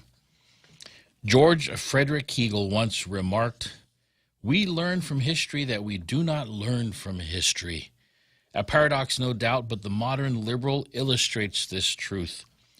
Don't let the opening line of this piece fool you. It is not about some 19th century Prussian philosopher who's been dead for 193 years and whose views antedated and unfortunately anticipated Karl Marx's materialistic theory of history, but he can help us with one thing, and it's important. Our philosopher can help us understand how modern liberals for decades have been using freedom and dependency in ways that just don't mix. Since the 1960s counterculture era of social reform and civil rights, modern liberals have fostered a false sense of need in various population groups in America. This work documents how the above has led to some semblance of a master-slave relationship, a dependency by these groups upon modern liberals and consequently the state. So what does a 19th century philosopher and a modern liberal have in common? They agree that the state is best at fulfilling your needs and desires while ostensibly making you free. Hegel was adamant in his view that an individual's freedom is subordinate to and dependent upon the state, that freedom and rights come from the latter. The state is the absolute reality, and the individual himself has objective existence, truth, and morality only in his capacity as a member of the state. In his phenomenology of spirit, Hegel introduces the idea that one's true identity is a product of society and culture, and that it cannot be achieved through individual existence. Relationship with an other is needed to ascertain one's identity. This he called his master-slave dialectic or relationship. Hegel's views can tell us a lot about the thought of modern liberals, how they see freedom and dependency, themselves and others in the world. They both agree that only by seeing ourselves in relation to other humans in society can we gain a sense of dignity and establish our place in the world. In other words, we cannot do it by ourselves. Modern liberals foster this image of the self in need of the other.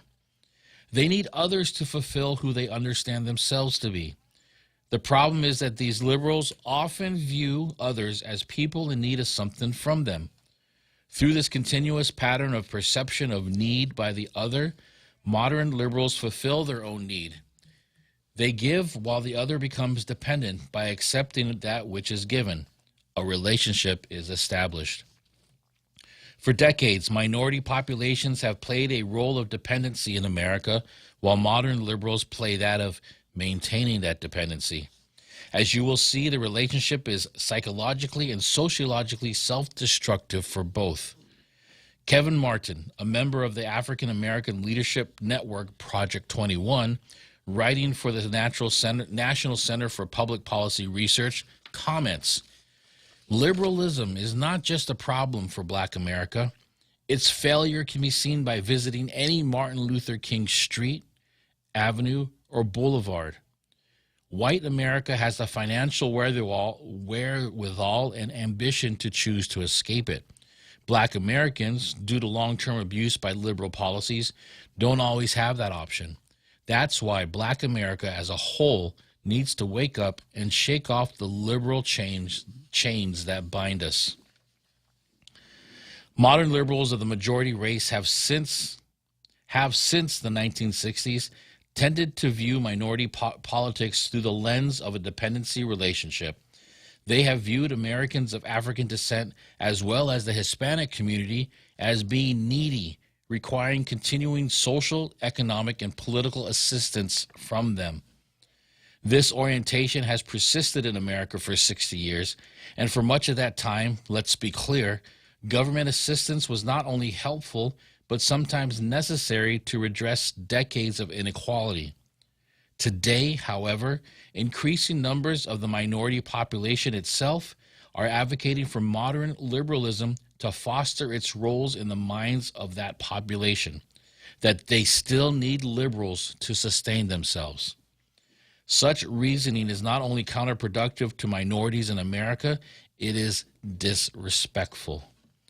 Moreover, this dependency relationship is fostered today by modern liberals for a more invidious reason: political power through the ballot. It has become about the numbers, not the needs of the minorities. The latter's embrace of dependency needs to be maintained so as to foster continued political power for liberals. In a January 2024 article in Time, congressional Democrats announced that they will invest at least $35 million to reach voters of color in the 2024 election cycle, a historic investment superseding the $30 million spent on attracting minority voters from Latino, Black, Asian, Pacific Island, and Native American communities in the 2022 midterm elections. The article goes on to say that voters of color have long been pivotal to the Democratic election prospects. About 73% of Asian, Black, and Latino voters combined backed President Joe Biden in 2020. For some modern liberals, however, the issue of dependency has less to do with minorities and more to do with their own need to atone for and redress perceived past transgressions, real or otherwise. Guilt, driven by socioeconomic disparity in history, can be a powerful motivator. Indeed, it becomes their raison d'être. I can't speak French. The psychology of this relationship does a disservice to the intellectual integrity of minority populations in America. Both ends of the political spectrum agree. Providing assistance when necessary in and of itself is not the problem. Rather, it's the condescending attitude of modern liberals towards the populations as being incapable of caring for themselves without liberal handouts, as well as the need for the group to continue its relationship of dependency. According to a 2018 study by Sidney Dupree, assistant professor of organizational behavior at Yale School of Management, white liberals tend to downplay their own verbal competence in exchanges with racial minorities, compared to how other white Americans act in such exchanges. The study was published in the Journal of Personality and Social Psychology. Do you recall when Hillary Clinton changed her cadence when she was talking to an all-African-American group, Daryl? That was weird. And you see a lot of it also here on the island when some people change their cadence when they're talking to people who don't speak completely or don't speak fluently English. And it's really weird to witness that. This reciprocal relationship of condescension, dependency, perpetuates a mutual dependency mentality which I submit is toxic to American society. To free oneself of one's voluntary servitude to another, one must recognize, as classical liberalism asserts, that one's freedom and natural rights are inherent in one's human being. Such natural freedom cannot be granted to you by a state. It's a fundamental. But liberty can be taken from you through positive rights or laws from the state. The decision is ours to make. As is evident from the above, granting positive rights to one group without due consideration for the rights of others can get rather messy and remains controversial. What we see in modern liberalism is the state granting rights which often do damage to society. After realizing but not always acknowledging the damage done, it tries to rectify its transgressions by imposing a new set of rights to counter the old. It becomes a circular process that seemingly never ends. At least it hasn't yet. Positive rights, of course, can be a form of freedom when careful consideration is accorded the consequences of such acts. Problems develop when the state is used to further an agenda to impose upon one the right, meaning the necessity, to receive something or act in some particular way.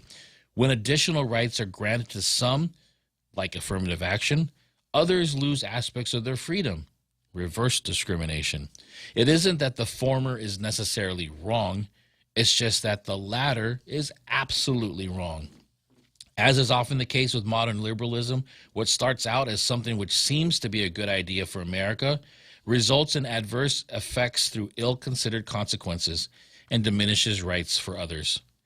Between modern liberalism's propensity for dependency-driven relationships and granting positive rights to foster political power, should we not be concerned about the status of freedom and dependency in America?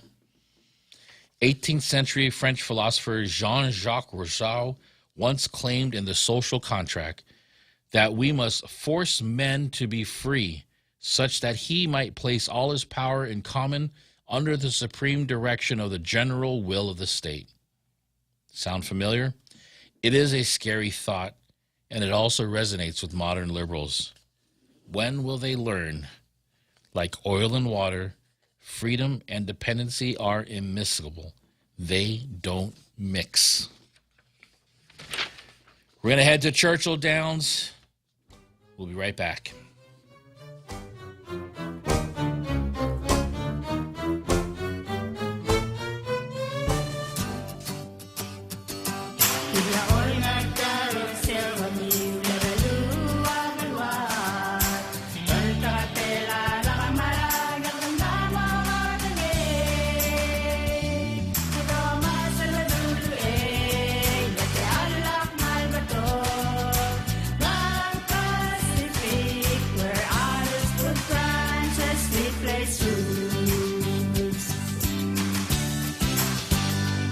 Hungry for an unforgettable dining experience? Look no further than Mezcla Chamorro Fusion Bistro, where every meal is a celebration of flavor and tradition. From mouth-watering appetizers to decadent desserts, every dish is crafted with passion and local flair, and with a warm and inviting atmosphere that feels like coming home.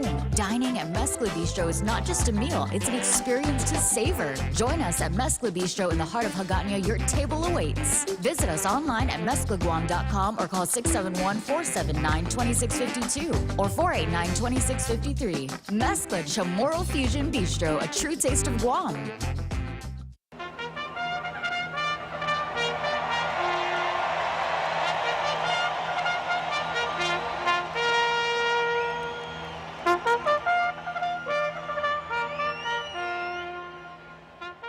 Churchill Downs, the home stretch before we end today's episode, this Tuesday edition of Tall Tales. I am going to get to the heartbeat article. This one, of course, has to do with abortion and abortion law. A very interesting take, and hopefully it's eye-opening as well. There is a discrepancy when it comes to speaking of a heartbeat of a fetus, of a unborn, helpless, innocent human. And this article that came out in the Washington Examiner does a good job of exposing some of this discrepancy. South Carolina's legislature voted to outlaw abortions for babies who have a heartbeat. Planned Parenthood is challenging that law, and in particular, the abortion giant is challenging its application to babies at 6 to 8 weeks of gestation. Part of Planned Parenthood's argument is that babies at 6 weeks do not have a heartbeat. There are specific legal questions about the wording of the South Carolina law, but one of the least defensible arguments made by abortion defenders is that babies this early in development lack a heartbeat. The title of this article, I forgot to mention, is called "When Abortion Law Isn't the Topic, Everyone Admits It's a Heartbeat." The first inconvenient fact for abortion defenders is that an ultrasound detects the heartbeat of the in utero baby at about 6 weeks. On the ultrasound screen, you can see the tiny heart beating to pump blood throughout the tiny body. Also, ultrasound machines indicate the rate and magnitude of this motion by producing a sound. The efforts to deny this as a heartbeat are tireless and often inexplicable. Stacey Abrams, the celebrity Democrat tried to spread a bizarre conspiracy theory about the makers of these ultrasound machines. "There is no such thing as a heartbeat at 6 weeks," said Abrams while running for governor in 2022. "It is a manufactured sound designed to convince people that men have the right to control a woman's body." Abrams' first claim is wrong, There is a heartbeat at 6 weeks, as we will discuss below. Second, taken literally, Abrams was positing that the manufacturers of ultrasound machines, such as General Electric, programmed them to indicate movement with sound because these corporations are part of an anti-abortion conspiracy to help men take control of a woman's body. That's a falsehood combined with a second totally insane falsehood. Nevertheless, Abrams had quasi-defenders in the news media. The Washington Post's fact-checker, instead of debunking the insane conspiracy theory, tried to defend part of what she said. Kessler's evidence that there is no fetal heartbeat at 6 weeks was an NPR article that itself grounded in glaring factual error. When the ultrasound machine detects in an embryo at 6 weeks of pregnancy, it's actually just electrical activity from cells that aren't yet a heart, according to the NPR article. This is obviously false because ultrasound machines do not detect electrical activity from cells. They don't detect electricity. Ultrasound machines shoot sound waves and measure reflections of those sound waves. The sound waves don't bounce off of electrical activity. They bounce off of tissue.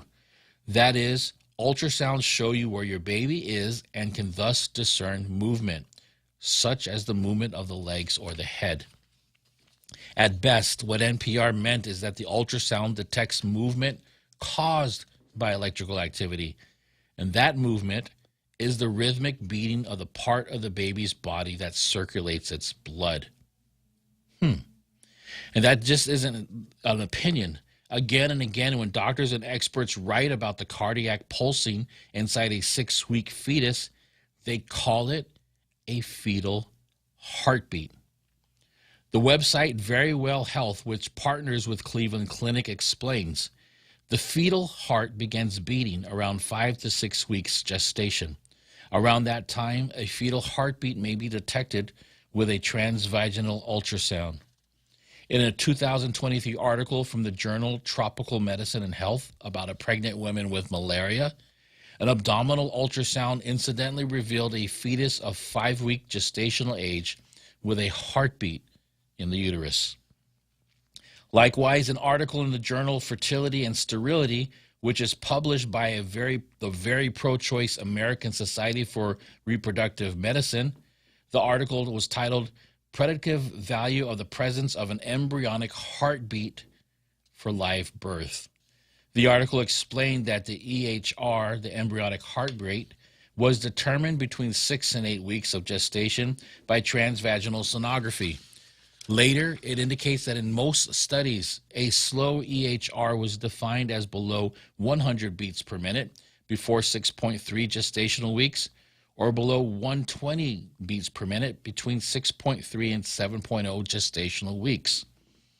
That is, when abortion law isn't the discussion, experts and doctors call it a heartbeat. When abortion law is the issue, the news media and some experts stop admitting that it's a heartbeat. And you can look up all those articles, those scientific journals, even the one by the pro-abortion entity, American Society for Reproductive Medicine, and it's undeniable. It's interesting because we're going to have that type of rhetoric. We're going to have those types of discussion here on Guam. Is it now? Probably not now because it's an election year. Nobody wants to touch that subject. Except for Fisher and Parkins. Oh, I'm going to keep talking about it because I have never stopped talking about it. I'm not a politician. I am more interested in not taking the life of an innocent, helpless human. That includes anyone from conception to natural death. I am also not a proponent of the death penalty. I'm also not a proponent of wars. I'm also not a proponent of euthanasia. And and also not a proponent of death because of suicide as well. And I'm not talking about suicide from those who are disturbed or are suffering from some sort of illness. There's lots of propaganda to promote that type of taking of your life because you don't deem your life as worthy or have a quality of life. And that's why I continue to be a champion and talk about the pro-aborts and helping innocent, helpless human beings. Right now, I am advocating to say goodbye to our president. Let's go, Brandon. The Point is KUSG, Hagåtña, Guam, 93.3 FM and 104.3 HD3. HD3. A tell-all on the witness stand. I'm Carmen Roberts, Fox News. The prosecution's star witness took the stand yesterday in former President Trump's hush money trial. Michael Cohen testifying the former president was intimately involved in all aspects of the hush money payments. During his testimony, Michael Cohen said that former President Donald Trump personally approved of his reimbursement plan after Cohen paid adult film actress Stormy Daniels $130,000. Cohen claims that Trump and former Trump Organization CFO Alan Weisselberg grossed up those payments to conceal them and hide the payments, making it look like Cohen's income rather than a reimbursement. Cohen said, quote, everything required Mr. Trump's sign-off. On top of that, I wanted the money back. Fox's Nate Foy. Secretary of State Antony Blinken arrived in Kyiv this morning in a show of U.S. solidarity as Ukraine struggles with escalating and intense Russian attacks. National Security Advisor Jake Sullivan told reporters yesterday, Russia has continued to push the envelope in terms of just the brutality and intensity of its campaign. It has sought more targets across a wider range of Ukraine, most of them civilian. Secretary Blinken told Ukrainian President Zelensky this morning a new weapons package is already arriving and more is coming. In Baltimore, crews set off controlled explosions yesterday to clear portions of the collapsed Francis Scott Key Bridge from the cargo ship that felled the bridge in March. The Army Corps of Engineers hopes to remove the ship from the channel this week. Jury selection continues today in the corruption trial of Democratic Senator Bob Menendez, with attorneys possibly making opening statements today. And during the trial, Menendez is expected to blame his wife for the charges. She is being tried separately. America's listening to Fox News. The world of business moves fast. Stay on top of it with the Fox Business Rundown. Every Monday and Friday, Fox Business reporters, anchors, and hosts will bring you beneath the stock market speculation and boardroom drama to tell you about the biggest business stories of today. Whether you're on Main Street or Wall Street, Fox Business is invested in you. Listen to the Fox Business Rundown starting May 20th at foxbusinesspodcasts.com, Apple, Spotify, or wherever you download your favorite podcasts. Interesting people are talking to Will Kane. I said, what do I call you? I call you Dwayne. I call you The Rock. He said, now that I own it, I can call you The Rock. Yes, I own it now. You can call me The Rock. Our next guest needs no introduction. It is Dr. Jordan Peterson, my old friend and frenemy, Stephen A. Smith. What is going on here? I see the Will Kane show in the background. I see the microphone. Watch it live at noon Eastern, Monday through Thursday on foxnews.com. And get the podcast 5 days a week at foxnewspodcasts.com or wherever you download your favorite podcasts. A grim finding in the Grand Canyon. The body of a man missing near the Grand Canyon has been found. Thomas Robinson's car was abandoned in the Glen Canyon National Recreation Area last month. Park rangers believe the 58-year-old from New Mexico was trying to travel down the Colorado River on a small wooden raft with his dog. The body, believed to be Robinson's, was found in the Colorado River on Friday. The Coconino County Medical Examiner will do an autopsy to figure out a cause of death. Anita Roman with Fox 10 Phoenix. The primary election season rolls on, even though President Biden and former President Trump have secured enough delegates to secure their party's presidential nominations. Voters in 3 states, West Virginia, Maryland, and Nebraska, head to the polls today. This is independent presidential candidate Robert F. Kennedy Jr. and a super PAC backing him are suing Facebook parent company Meta. The lawsuit filed in federal court in San Francisco by Kennedy and American Values 2024 Super PAC, both claiming the tech giant interfered in the election after it blocked the political advertisement. The suit says Meta censored a 30-minute video about Kennedy's life by removing it and blocking users on its platforms from watching it. A Meta spokesman saying in a statement the link was mistakenly blocked but quickly restored once the issue was discovered. Chris DeMeo, Fox News. After the reigning Miss Teen USA stepped down last week, the runner-up, Miss Teen New York, Stephanie Skinner, told the New York Post she doesn't want the crown either. The Miss Teen USA and Miss USA pageants have been rocked by claims of bullying. Skinner says she is instead standing in solidarity and standing up for female empowerment, adding her integrity and character will always come before crowns. And stocks ended mixed yesterday. The Dow lost 81 points. I'm Carmen Roberts, and this is Fox News. KFC's Extra Tasty Spicy is here to set every moment on fire. Spice up your day with a dash of extreme spicy. Available in battered fries, boneless crispy strips, and KFC crispy chicken. Order the Extra Tasty Spicy and get ready for a fiery feast. Enter KFC's spiciest era yet. Get your fix at your favorite KFC today or order online at kfcguam.com. KFC, it's finger licking good. Uh-oh, Brad's buzzed. Oh, yeah? Yeah, he's starting with the woots. And now a speech. I just want to say that friendship is about heart and brain. Who's with me? Good thing is, he knows when he's buzzed. And my brain is saying, when it's time to go home, somebody call me a ride. Love that guy. Me too. Know your buzzed warning signs? Call for a ride when it's time to go home. Buzz driving is drunk driving. A message from NHTSA and the Ad Council.